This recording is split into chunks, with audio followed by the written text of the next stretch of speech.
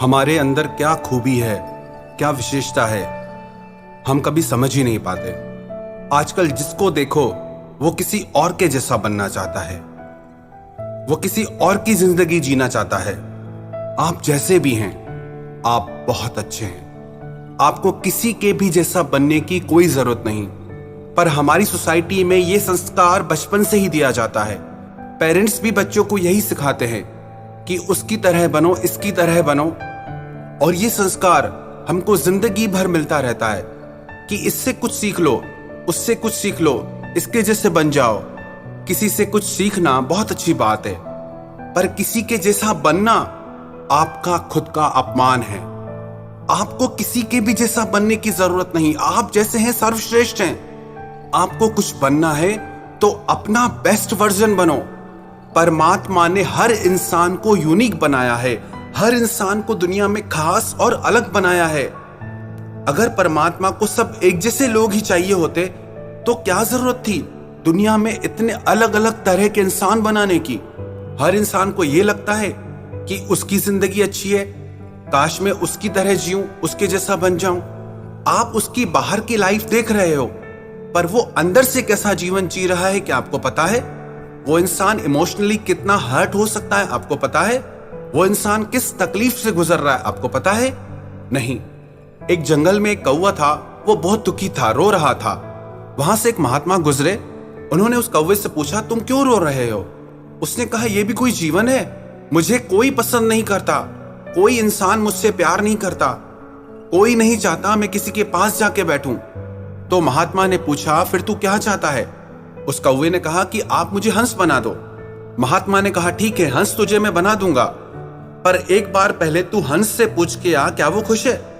वो कौवा और महात्मा हंस के पास आए। कौवे ने हंस से कहा कि क्या तो तुम्हारा जीवन है, कितना सुंदर तुम्हारा रंग है, और कैसे तुम पानी में आराम से रहते हो। तो हंस ने कहा, यह भी कोई जीवन है?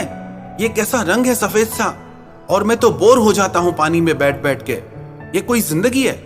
तो कौवे ने पूछा, क्या तुम भी दुखी हो? हंस ने कहा, और नहीं तो क्या। फिर महात्मा ने हंस से पूछा कि तुम क्या चाहते हो? तो हंस ने कहा, मैं तोता बनना चाहता हूं। क्या तो उसका सुंदर रंग है, क्या तो उसकी लाल लाल चोंच है।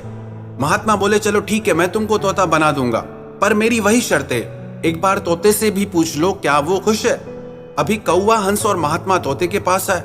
उन्होंने तोते से आके कहा कि क्या तो तुम्हारा रंग है, क्या तो तुम्हारा जीवन है।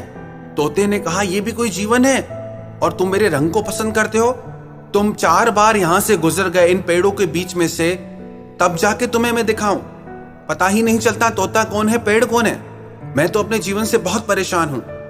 उनको बड़ा आश्चर्य लगा कि तोता भी अपने जीवन से खुश नहीं।